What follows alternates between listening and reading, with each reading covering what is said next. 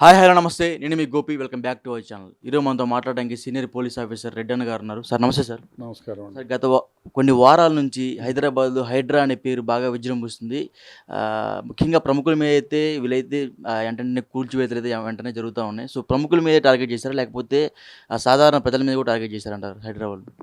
ఇది హైడ్రా ప్రముఖులపైన కాదు, మామూలు వ్యక్తులపైన కాదు. యాక్చువల్గా హైడ్రాని సృష్టి ఒక నిజమైన మంచి కార్యక్రమం కోసమే చేశారు.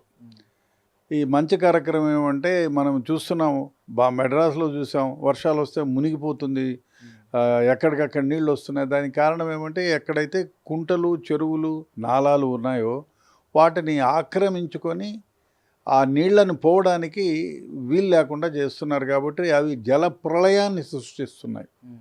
ఇప్పుడు నేచర్ ద్వారా పుట్టినవే ఇవన్నీ కూడా. నదులు కానివ్వండి, సరస్సులు కానివ్వండి, ట్యాంకులు కానివ్వండి, మధ్య మధ్యలో మన కోసమని మనం ఆ నదులకి చిన్న చిన్న పాయలు కట్టి అడ్డుకట్టలేసి ఆ నీటిని వడపట్టుకొని మనం ఉపయోగించుకుంటున్నాం.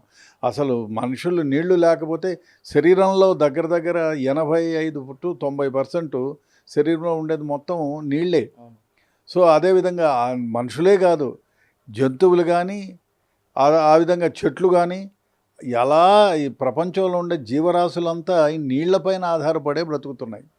సో అటువంటి నీళ్ళని కలుషితం కాకుండా నేచర్తో ప్రమాణంగా నీళ్లను సేవ్ చేసిన నీళ్ళని భావి తరాలకు పంచడం అనేది ఒక గొప్ప కార్యక్రమం. సో ఈ కార్యక్రమం మంచిదే, సాఫీగా జరగాలి, న్యాయంగా జరగాలి, ధైర్యంగా జరగాలి, అదేవిధంగా ధర్మంగానూ జరగాలి. ఈ హైడ్రా పేరు మీద, హైడ్రా ముసుగులో వేరే ఇతర కార్యక్రమాలు చేపడితే పొలిటికల్ విక్టిమైజేషను, పొలిటికల్ విండిక్టిమైజేషన్ కోసము నా పార్టీ వాళ్ళు, నీ పార్టీ వాళ్ళు అనే తారతమ్యాలతో చేస్తే మాత్రం ఇది తప్పుడు వ్యవహారం, తప్పుడు ఆలోచన అవుతుంది. అతి ముఖ్యంగా ఇప్పుడు ఎందుకంటే పవర్ ఉంటే దాని వెనకాలే అవినీతి ఉంటుంది కాచుకొని. కాబట్టి ఈ పవర్ని మంచిదానికి ఉపయోగించి మంచి కార్యక్రమంతో మంచి పేరు తెచ్చుకుంటే డెఫినెట్గా ఇది ప్రజలకి, భావితరాల వాళ్ళకి ఒక 40-50 ఏళ్ళు, 100 ఏళ్ల తర్వాత కూడా ఆయన ఇప్పుడు చూడు, శ్రీకృష్ణదేవరాయలని చెరువులు తవ్వించాడు, బుక్కరాయి చెరువు అనంతపూర్లో తవ్వించాడు, ఇట్లా చాలా తవ్వించాడు. ఈ రోజుటికి ఉంటున్నాం. కాటన్ దొర చనిపోయి ఎంతకాలమో అయింది, కానీ కాటన్ దొరను అనినిత్యం మనం పూజించుకుంటున్నాం. ఎందుకు? ఆయన చేసినటువంటి గొప్ప కార్యక్రమం, ఆ నీళ్లను ఒడిసిబట్టడం. అదేవిధంగా నాగార్జున సాగర్ కట్టిన వాళ్ళు కానివ్వండి, ఎవరు కూడా కట్టినా వాళ్ళు చిరస్థాయిగా వాళ్ళ పేరు నిలిచిపోతున్నాయి. సో అదేవిధంగా ఇది కూడా, ఈ హైడ్రా కార్యక్రమం మంచిదానికే ఉపయోగించాలి.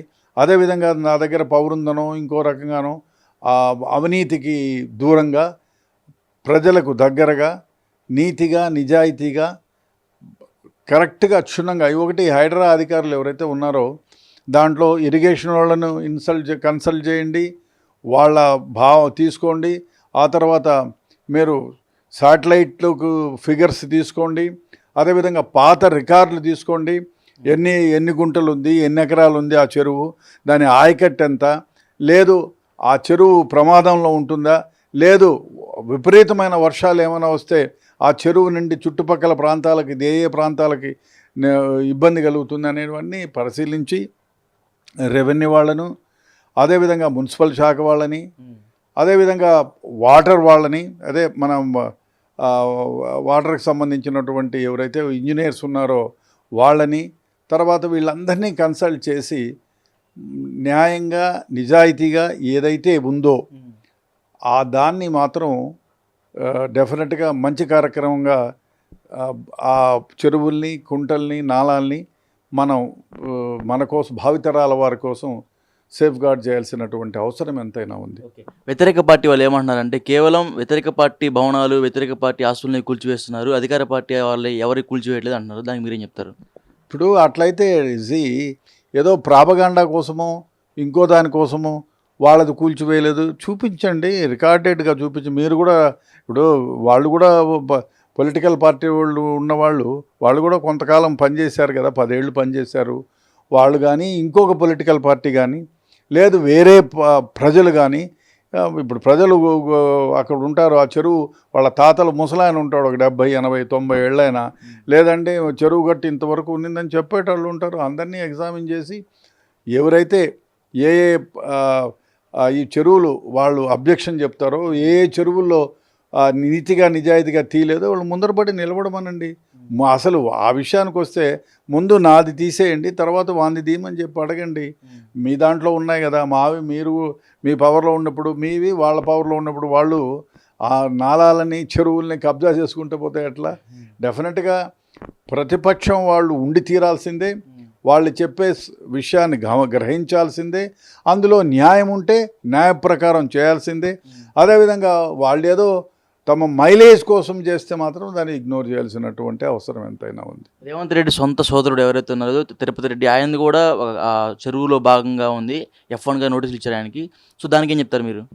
ఎవరైతేనేముంది, ఆయన కూల్చేయలేదు సార్ ఇంతవరకు, అది కూలుస్తారు. ఇప్పుడు కాబట్టి ఇంకొక గంటకు కూలుస్తారు. ఇప్పుడు ఒక ఇల్లుని అబ్రప్ట్గా ఇది కాదు నేను కూల్చను అన్నాడు అనుకో, అప్పుడు కేర్ చేసి, లేదా నాకు 2 నెలలు టైం ఉండే, నేనే ఉన్నానండి, ఆ ఇంట్లో ఉన్నాను, ఆల్ ఆఫ్ అసలు అదొక్కటే ఇల్లు అనుకోండి, నాకు వేరే ఇల్లు కట్టుకునే స్తోమత లేదు, అయ్యా దీంట్లో ఉండి ఏమేమి వస్తువులు ఉన్నాయి, వేరే రెంట్కి ఇల్లు దొరకాలా, లేదు ఇల్లు కొనుక్కోవడానికి దొరకాలా, ఇక్కడ ఉండేటువంటి సామాన్లన్నీ అందులోకి తరలించాలా. అదేవిధంగా మీరు వచ్చి కూలగొడితే ఇష్టం వచ్చినట్టు కూలగొడతాడు. నేనైతే నా కిటికీలు అద్దాలు నాకు 2 నెలలు 3 నెలలు టైం ఉండయా, నా కిటికీలు నా డోర్లు నా అద్దాలు అన్నీ తీసుకొని వేరే దగ్గర ఎక్కడైనా పెట్టుకుంటానని. అదేవిధంగా దీంట్లో వాడిన స్టీలు, అదేవిధంగా దీంట్లో వాడిన అల్మారాలు ఇవన్నీ తీయడానికి టైం ఇవ్వండి అని అడుగుతారు. అడిగినప్పుడు ఇవ్వాల్సిందే, ఇచ్చి తీరాల. ఎందుకంటే ఇదేం ఒక రోజుతో కాదు కాబట్టి 1 మంత్ 2 మంత్స్ టైం అడిగితే ఆ లోపల ఎవరికైనా, రేవంత్ రెడ్డి తమ్ముడైనా నువ్వైనా నేనైనా, వాళ్ళు టైం అడగడం ఇచ్చి వాళ్ళ ఆ కార్యక్రమం నువ్వు ఎన్ని రోజుల లోపల తీయగలుగుతావు, నీ కుర్చీలు బెంచీలు నీ డోర్లు విండోలు నువ్వు ఎన్ని రోజుల లోపల తీయగలుగుతావు అని అడిగి ఆ రికార్డెడ్గా తీసుకొని, ఆ తర్వాత ఒకవేళ తీయకపోతే ఆ తర్వాత డెఫినెట్గా యాక్షన్ తీసుకోవాలి. రేవంత్ రెడ్డి తమ్ముడు అని ఎవరన్నా. హైడ్రా కమిషన్ రంగనాథ్ మీద చాలా థ్రెడ్ అటాకింగ్స్ అయితే జరుగుతున్నాయండి సార్, గత 2-3 రోజుల నుంచి. దాని గురించి ఏం చెప్తారు? తప్పండి, తప్పు. ఇప్పుడు రంగనాథో రామనాథో సో ఎవరైనా పర్వాలేదు, ఆ పోస్ట్లో ఆయన ఉన్నాడు, ఆయన విధిని ఆయన నిర్వర్తిస్తున్నప్పుడు ఈ విధంగా చేయడం మహాపాపము, దురదృష్టకరం కూడా. ఇది బహుశా ఈ మాట వినడానికే అసహ్యంగానూ ఉంది. ఎందుకంటే ఒక మంచి కార్యక్రమాన్ని చేసే వ్యక్తిని మీ స్వలాభం కోసం, ఏమైనా నువ్వు 1000 ఏళ్ళు ఉంటావా, ఎంతకాలం బ్రతుకుతావు నువ్వు? ఇప్పుడు నీకు 40 ఏళ్ళు అంటే ఇంకో ఎప్పుడు బ్రతుకుతావో ఎప్పుడు వస్తావో తెలియదు. నిజం చెప్తే రోడ్డు మీద పోయేవాడి కారు అవతలోడు సిగరెట్ ముట్టించుకోవడానికి కారు స్టీరింగ్ ఇప్పేస్తే వచ్చి పక్కన వాకింగ్లో పోయాను కొట్టి చనిపోయినాడు. అట్లాంటిది నువ్వు ఎంతకాలం బ్రతుకుతావో తెలీదు. ఈ విధమైనటువంటి అటాకులు చేసి ప్రజలకు మంచి జరిగే కార్యక్రమాల నుంచి అడ్డుకొని చేయాలనుకుంటే బహుశా అది పాపము, మంచిది కూడా కాదు. అటువంటి వాళ్ళను డెఫినెట్గా కఠినంగా గుర్తించి శిక్షించాల్సిందే. ఓకే, రంగనాథ్ గారికి సాధారణ ప్రజల నుంచి అయితే ఎటువంటి థ్రెడ్ అటాకింగ్ లేదు, కేవలం వ్యతిరేక పార్టీలు అధికార పార్టీ నాయకుల గురించి థ్రెడ్ అటాకింగ్ ఉంది. దానివల్లనే ఒక ఇద్దరిని భద్రతా సిబ్బందికి పెంచారంట సార్, దానికి ఏం చెప్తారు? ఒక మంచి ఆఫీసర్ని భద్రతా సిబ్బంది పంచాలి, 2 కాకపోతే 4 ఇవ్వండి. ఎందుకంటే ఇప్పుడు రంగనాథే కాదు, ఆ ప్లేస్లో మిమ్మల్ని వేసినా నన్ను వేసినా తమ ధర్మాన్ని చేయాల్సింది. ఇప్పుడు ఒకళ్ళు నిర్ణయించేది కాదు కదా, రెవెన్యూ వాళ్ళు చూడాలి, అదేవిధంగా ఇరిగేషన్ డిపార్ట్మెంట్ చూడాలి, అదేవిధంగా మున్సిపాలిటీ చూడాలి, అదేవిధంగా R&B చూడాలి. వీళ్ళందరూ అందరి డిపార్ట్మెంట్లు సమిష్టిగా ఇది చెడ్డ ఇది కాదు ఇది చెరువు అంటే డెఫినెట్గా చెరువే అది. అంత మాత్రం చేత వేరే నాది నీది అనుకొని అటాకులు చేస్తే ఆయన లేకపోతే రంగనాథ్ లేకపోతే ఇంకొక రామకృష్ణ వస్తాడు, ఆ రామకృష్ణ కాకపోతే ఇంకొక ఆయన వస్తాడు. అందరూ ఆయనలా చేయలేరు కదా సార్? ఎందుకు చేయలేరండి, చేస్తారు. ఎందుకు ఆయన ఏమైనా పోయి పగల కొడుతున్నాడా? He is asking your people to do it. ఆయన నిలబడే చాతుర్యంగా పగలగొట్టేది ఏం లేదు కదా అక్కడ. అక్కడ నువ్వు నిలబడినా నేను నిలబడినా అదే జరుగుతుంది. కాకపోతే ఇతరుల ఒత్తిడికి ఆనుకొని పని చేయాల్సి ఉంటుంది. నిన్ను చంపుతా రారా నాయన చంపుని. ఇప్పుడు వాడు చంపినంత మాత్రం సచ్చేవాడు ఎవరు? అది రాసి పెట్టి ఉండాలా. అంత మాత్రం చేత ఇప్పుడు రంగనాథ్ వెరీ గుడ్ ఆఫీసర్, ఆయన థ్రెటన్ చేసి ఎలిమినేట్ చేసేంత మాత్రాన వేరే వాళ్ళు రారా వదులుతారా? అది తప్పు. ఆ విధంగా అనుకోవడమే తప్పు. ఓకే. నోటీసులు ఇవ్వకుండా కూల్చేస్తున్నారంట సార్, దానికి ఏం చెప్తారు? అది నోటీస్ లేకుండా కూల్చడం అనేది అధర్మము, అది తప్పు. ఆ విధంగా చేయడం మహా నేరం కూడా. డెఫినెట్గా అట్లా ఏమైనా ఉంటే మాకు నోటీసులు ఇవ్వకుండా చేశారంటే దే హ్యావ్ టు, మనకు కోర్టులు ఉన్నాయి, ప్రజాస్వామ్యము, మనకు విలువలు ఉన్నాయి, చట్టాలు ఉన్నాయి, అదేవిధంగా కాన్స్టిట్యూషన్ ఉంది. ఇవన్నిటికీ అతిక్రమించి నోటీసులు ఇవ్వకుండా నా ఇష్టం వచ్చి బుల్డోజ్ చేసి కొట్టేస్తానంటే అది పాపము, తప్పు.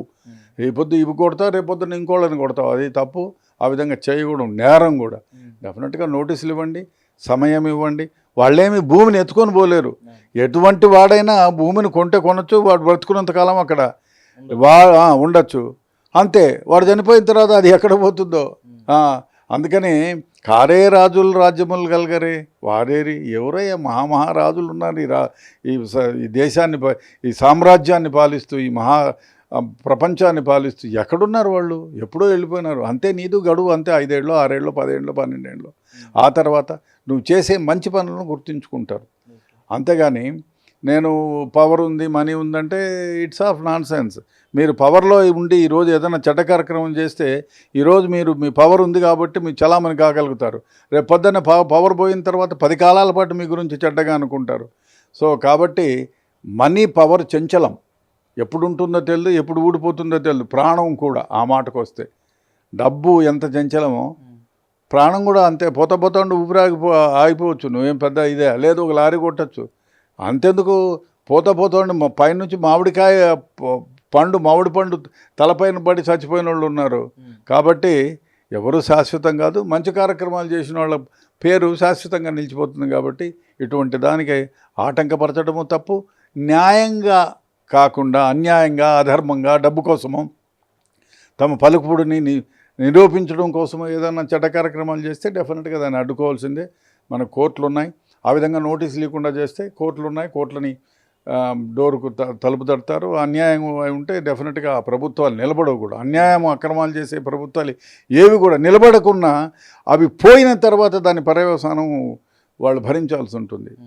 కాబట్టి డెఫినెట్గా ఆ విధంగా జరగడం తప్పు. ఓకే. ఓవరాల్గా ఒక మాటలో హైడ్రా గురించి ఒక మాటలో చెప్పండి, ఏం చెప్తారు సార్? చెప్పాను కదా, ఇది మంచి కార్యక్రమం.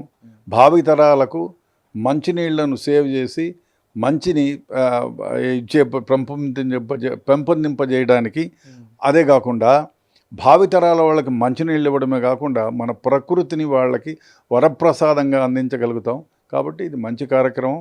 కాకపోతే ఇందులో అధర్మము, అవినీతి 2 చోటు